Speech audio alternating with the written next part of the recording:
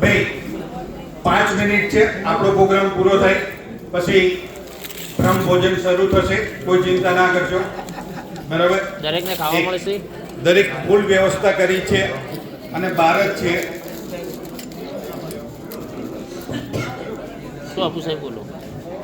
Surf Excel માર્કેટમાં આપણે કપડાં ધોવા માટે કેટલું બધું નુકસાન થાય છે એ વસ્તુ હું તમને બતાવું.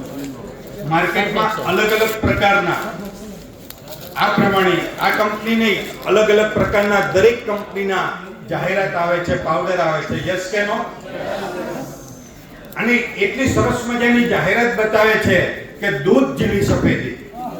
હવે હું તમને એક જ મિનિટ નહીં થવા દઉં કે આ દૂધ જેવી સફેદી છે કે કાળી મેશ જેવી સફેદી.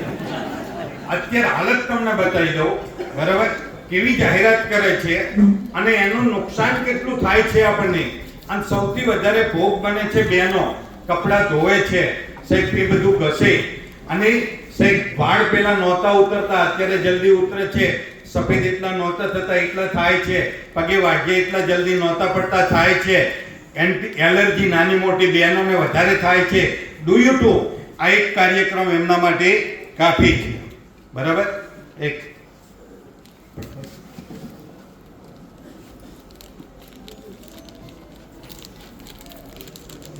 આ સર્ફ એક્સલ, આ સર્ફ એક્સલ 1 ચમચી લઉં છું.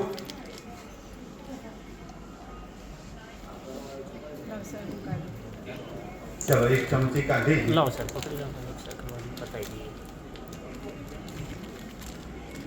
આ 1 ચમચી ભાઈ પાણી નાખી દો. આ જો આખું કે કોઈ વિચાર આ 1 પાણી લાવો. અને આ બીજાથી લ્યો, આ 1 ચમચી નાખી દો. ફૂલ ભરવું છે સાહેબ? કઈ વાંધો નહીં, હજુ થોડું ભર દો, હજુ થોડું, બસ બસ. આમાં બી એ પ્રમાણે કરી દો.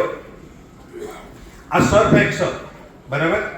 અને હળદર ગમે તેમાં મિક્સ કરીએ તો કેવું થાય ભાઈ? હા, હવે તમને આ દૂધ જેવી સફેદી અત્યારે હાલત બતાવી દઉં.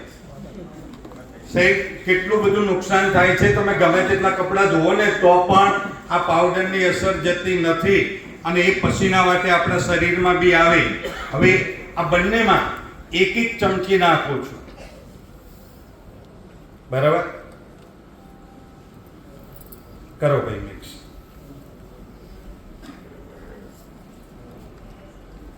કરો મિક્સ. આ તમે જોઈ શકો કે તમે માર્કેટના જે લાવો છો ને ભાઈ, બરાબર, એ આ દૂધ જેવી સફેદી કે કાળી મેશ જેવી સફેદી. કમસે કમ આપણા ઘર માટે તો આ માર્કેટના પાવડર યસ, અને આપણો લોન્ડ્રી લિક્વિડ.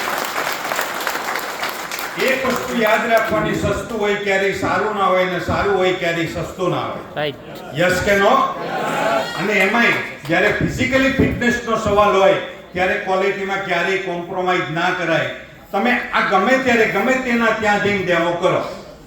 પેલો લાઇટનો તો કદાચ તમારે સિરીઝ લેમ્પ લાવવો પડે, પણ આ ડેમો તો તમે ગમે ત્યાં કરી શકો છો. યસ કે નો? તો ઓલરેડી બીજા 2-3 ડેમો છે, પણ એ વિડીયોના માધ્યમથી હું લોકોને સાચી સલાહ આપશો.